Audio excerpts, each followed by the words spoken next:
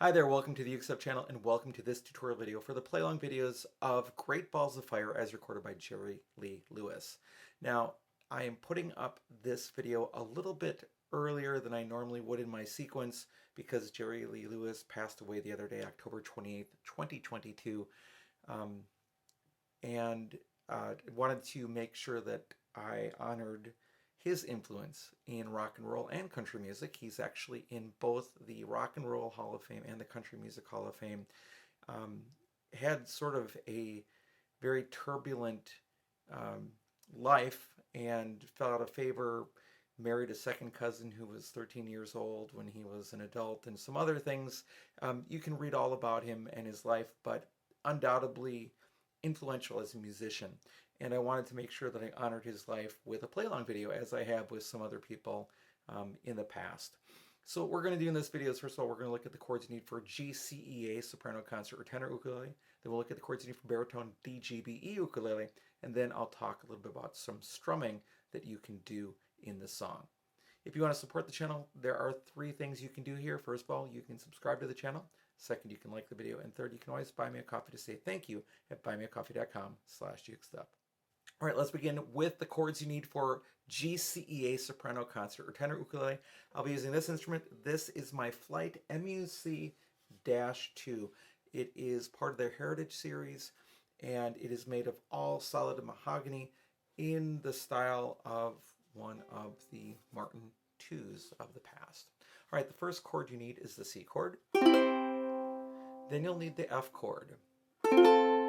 There are times that you could substitute an F7 if you want to, but I did not put that in for this play-along video, thinking that it could be used for schools, and that F7 is not the easiest thing to start playing. Once you've got it though, once you play the F and then put down 2 fingers, F7 isn't hard, but nonetheless I just left it as F through the video.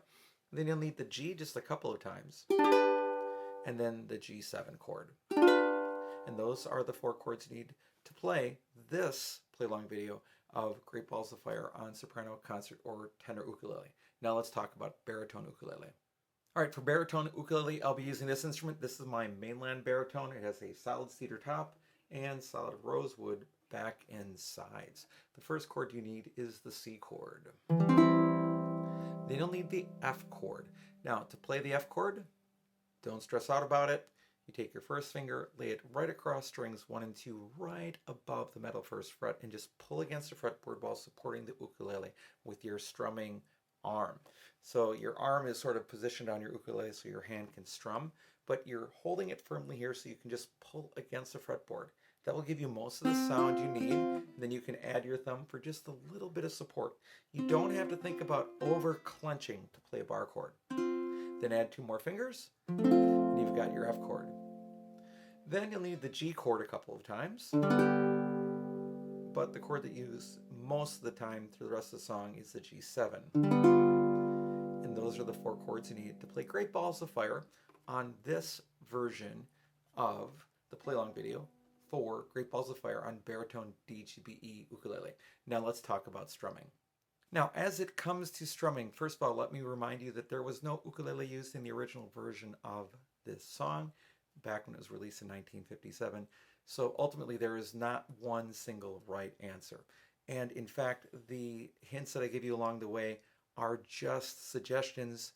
If you want to do something else different that fits with the tempo and fits with the style of music, you go ahead and do it. Now, for the most part, I've tried to tell you when there might be a single strum in the video. It says single strums. Or if you see a single arrow, that means just a down strum. If you see an up, down, that means playing up, down, up, down. We'll talk about those in a second. But generally, I've put some guides in here. But I think just the down, up stroke works through most of this. So if you're playing the main chord sequence of C, F, G7, F, C, it's going to be something like this.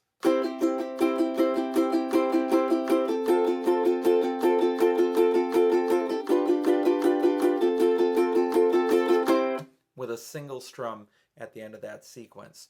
In the actual play-along video, there's a down arrow for that. So again, it's just down, up, down, up, down, up, down, up. And really a heavy 1, 2, 3, 4 in this sort of early rock and roll style.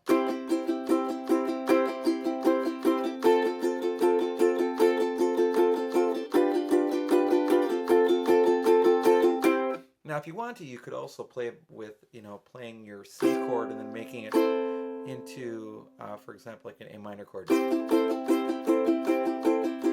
then the F into a D minor chord.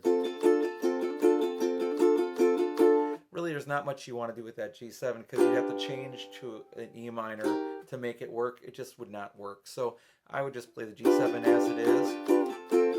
And you can add it to a D minor if you want. So all I'm doing is adding a one-finger little change on the second beat and the fourth beat of each one of those.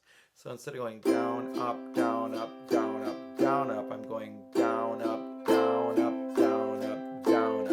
It's totally an option. And then for the F, it's down, up, make it D minor, down, up, down, up, down, up. And there's, again, not really a good solution for G7 when you're playing G7. If you're playing G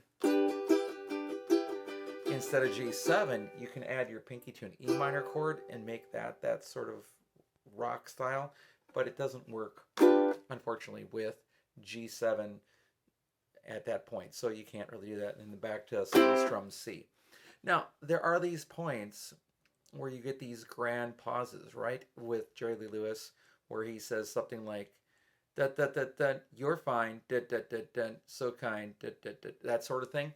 And that is just simply this, going up, down, up, down, up, down, up, down, up, down, up, down. And then I just have 4 down strums.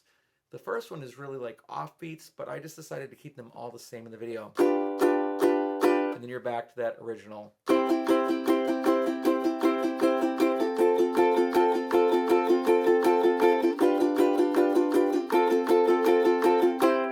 Or if you want to add that one little finger change,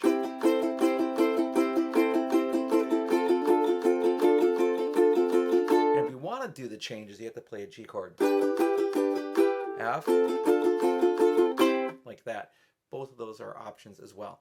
So again, for the fast up, down, that's all you're doing is.